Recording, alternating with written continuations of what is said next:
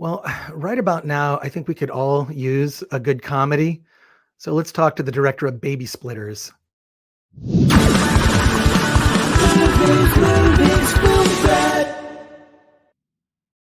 Welcome to the Film Threat Podcast. I am Chris Gore. I want to tell you about a new comedy called Babysplitters. Have never quite seen this concept done as a film before, and I'm happy to have on the director of Babysplitters, Sam Friedlander. Sam, welcome to the Film Threat Podcast. Thank you for having me. First of all, wait, are you in a screening room? Is that your living room? Because it's amazing. This is actually what used to be my garage. I converted it into a home theater. So, oh my God, I think I'd like to do a whole podcast just about that. That's amazing. I can see you've got the incredible seating. You've got, oh wow, okay, cool. Never seen that. I've seen some laundry in the background, but never quite a home theater of that caliber. It's come in very handy during quarantine. We do like a nightly movie here once our son goes to bed.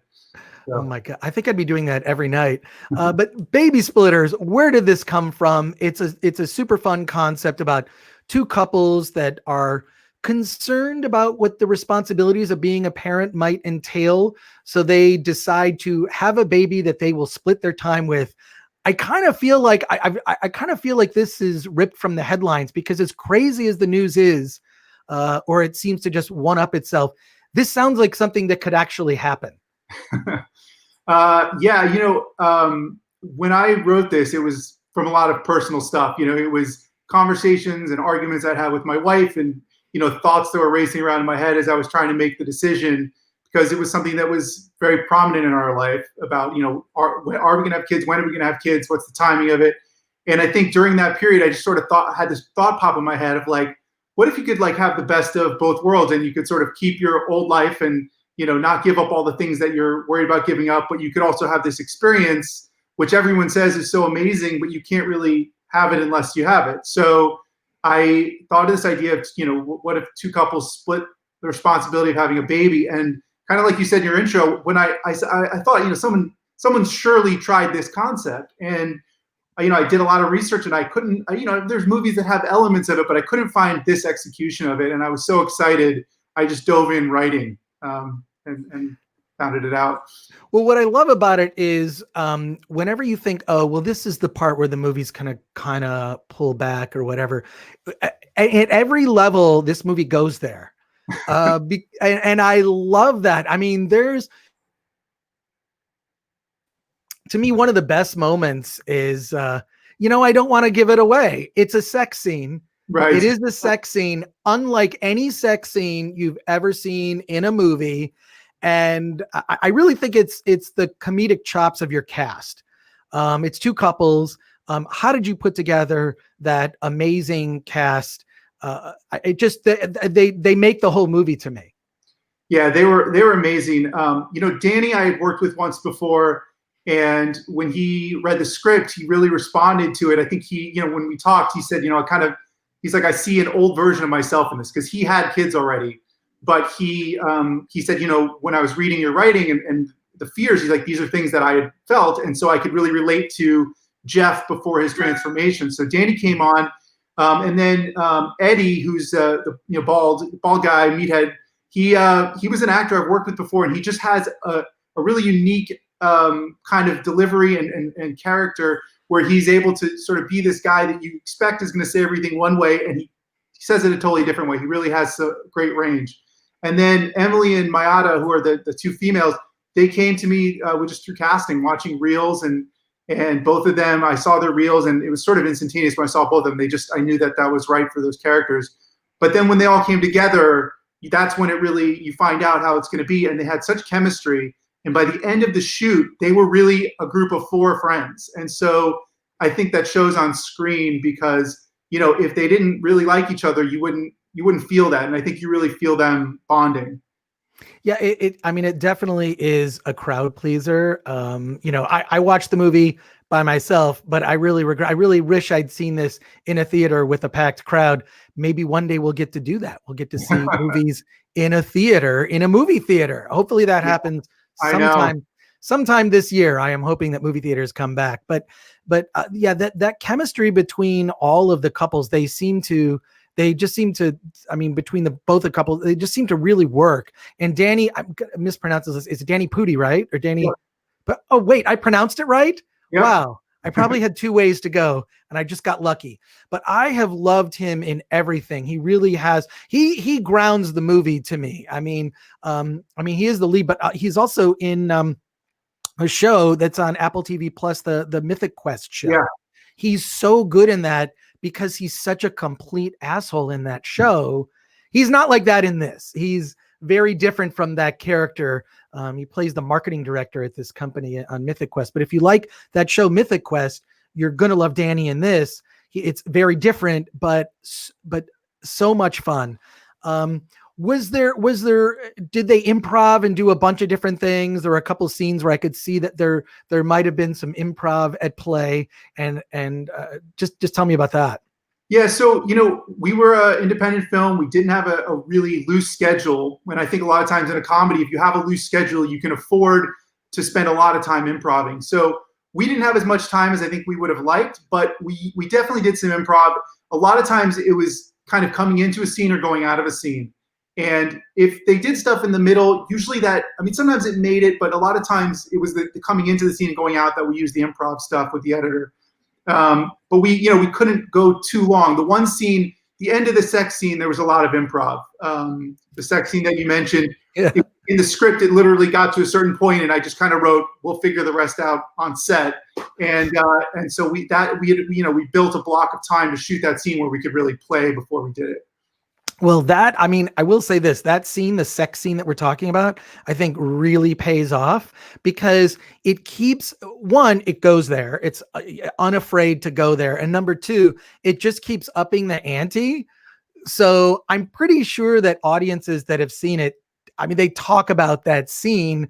What has the audience reaction been to the film? I'm really curious, just because I feel like couples, whether you have kids or I've had kids myself, so I've been through that stage of life. I know what that's like, but I feel like couples can certainly relate to this. Yeah, so I consider us really lucky because we actually had the experience of seeing this in movie theaters, which existed, with a crowd. We premiered in 2019 at Santa Barbara Film Festival.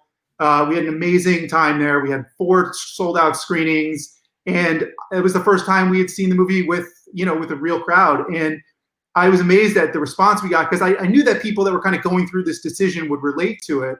But the thing that was so exciting is we had, I had a woman come up to me after one of the screenings, an older woman, probably in her 70s. She's like, "I'm part of a grandma's movie watching club, and we're all here. We come to the film festival every year."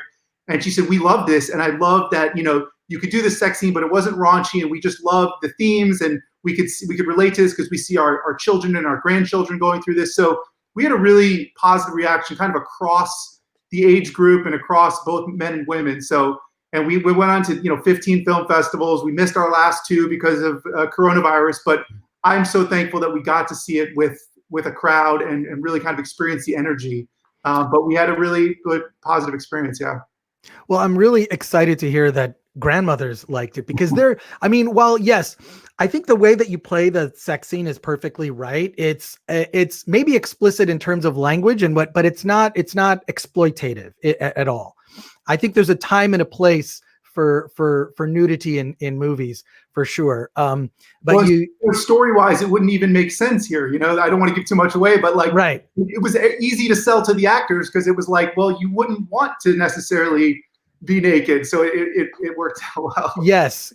It did. It all worked out. I feel like anything I say is going to be taken as a double entendre. So I don't want to say, I don't want to say anything. Let's leave it at that. So that's great that you did have a film festival tour and got to see it with audiences. But I would argue actually now that we're kind of in a golden age for independent film because movies are all on a level playing field. You've got major theatrical releases now that are just coming to VOD or streaming.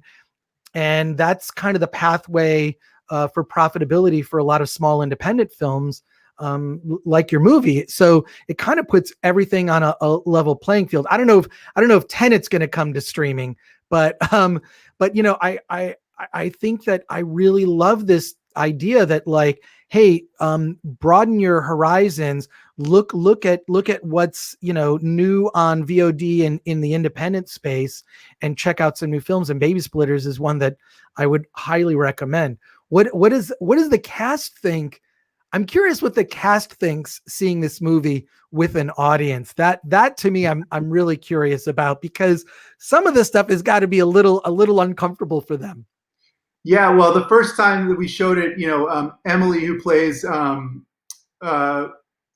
Sarah, she brought her husband to the screening, and I was a little like, oh, how's this going to go? But it was, he loved it, and he came to 3 more screenings after that. So I know he didn't get that bothered by it. But overall, the cast really, you know, we had so much fun doing it, and nobody felt awkward. So I think, you know, at the screenings, it was sort of the same experience where everyone just really got to enjoy the laughter and sort of watching the audience respond to it. Well, it's you know, I do appreciate that this comedy is really written. It's written for people, maybe married couples or couples thinking about having kids or have had kids. I certainly related to some aspects. There's a great scene with Danny where he's being attacked by children at a party, which is kind of played like a war movie. Yeah. I mean, it obviously intentionally is very funny scene. I could completely relate to that. I think I've been a victim of one of those attacks at one time or another, maybe several times.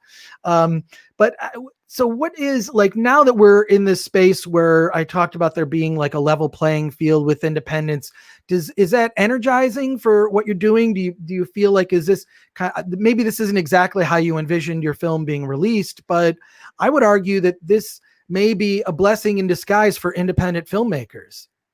Yeah, I think you're right. You know, I think at first it was a sting because as an independent film, when you make a distribution deal and you find out that you're going to get some theatrical element, that's really rare these days. So we were really excited to have that in our deal. And then, of course, we were watching, you know, we made the deal roughly March. And as we were watching things happen, we sort of were suspecting that this was going to be where it ended up. So when we had to cancel theatrical, it was definitely, you know, a bummer. But I totally agree with you. I think there's an element of sort of a democratization where now there's no stigma of being a VOD release, and you're there with everything else that's come out. And also a lot of the big stuff has been cleared. So, you know, like you said, Tenet and Mulan, those have been pushed. So there's kind of a space for independent films right now that didn't exist. I think a lot of times when people went on to see what they're going to watch that weekend, there was the big studio releases and sort of everything. There's been nothing new for 4 or 5 months, really. And I think it sort of will help some people find independent films that maybe wouldn't have found them before, just because you know, I have friends that are like watching old movies, like, you know, from the 80s and 90s, and because they've run out of new stuff to watch. And hopefully this will be something that people will watch instead of going back to, you know, an older catalog. Well, and there's also the drive-in. You know, the drive-ins are making a comeback. I mean, unfortunately, there's maybe 350. There's less than 400 drive-ins in the United States. About 350, 360, I heard. That's and new indie movies are coming to the drive-in now. It's pretty cool. There's sort of a mix of retrospective screenings, like movies like Ghostbusters, Raiders of the Lost Ark, Empire Strikes Back was in drive-ins and on screens. And then you've got the independent films that may not be as widely known because studios are holding on to the releases of their big films. So I don't know. I like the fact that now it sort of opens up a whole another level of choices for audiences as these big releases push themselves off to, you know, who knows, maybe next year. I don't know. I mean, I saw one analyst that said that, you know, movie theaters may not open until May of 2021, which, Oh, wow. yeah, I know. I find hard to believe, but thankfully comedies like yours, Babysplitters, will help us get through this crisis. And especially, I think a comedy is a type of film that we need right now more than any other genre. Sam, thank you so much for being on the Film Threat podcast. What are your final words to people watching this or listening to this, in terms of getting them to see your film? I'm telling them they should see it. What do you have to say to the audience there? Well, first of all, I just want to say that I think I got your first book ever when I was finishing college and going into the film festival circuit with my first short. So thank you for that. That truly was my survival guide for the early 2000s. And I think one thing as a filmmaker, when you finish an independent film, you have this sort of festival experience where you can go see it with an audience. And sadly, all the festivals for the next year basically are not happening. And I think it's really, my plea would be for people to go out and not just my film, definitely my film, but also, look at all these films that have either, been at film festivals in the last year or were supposed to come out at film festivals this year, and try to discover how many great independent films are out there. Because I think a lot of times the big studio movies get so much attention, and, people miss films that they really would love and maybe would love even more than the stuff that they're landing on. So find stuff, That's first of all, I love that argument, because I've always said that, like, to me, the big studio releases are like fast food. And I love a good fast food cheeseburger. Don't get me wrong, or taco. I love them.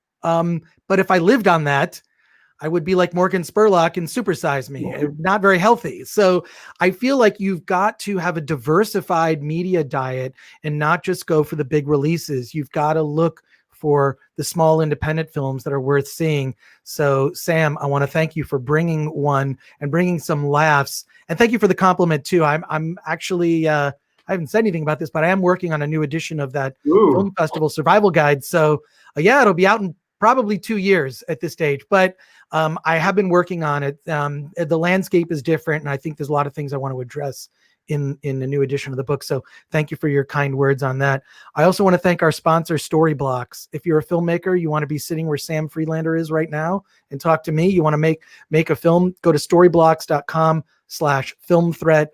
All sorts of tools for filmmakers that will make your small, low budget indie look like a big budget studio film, special effects, stock footage. We used it for our videos at Film Threat. So yeah, check out Storyblocks. I want to thank them. Sam, congratulations on the movie. I appreciate the laughs. It's not a type of comedy. I think that a huge studio would take a risk on. I'd like to think that they would, and that's what I love. You did a great job, and so congratulations on the movie. I really appreciate it. I appreciate it. Thank you. Awesome. Take care. Bye.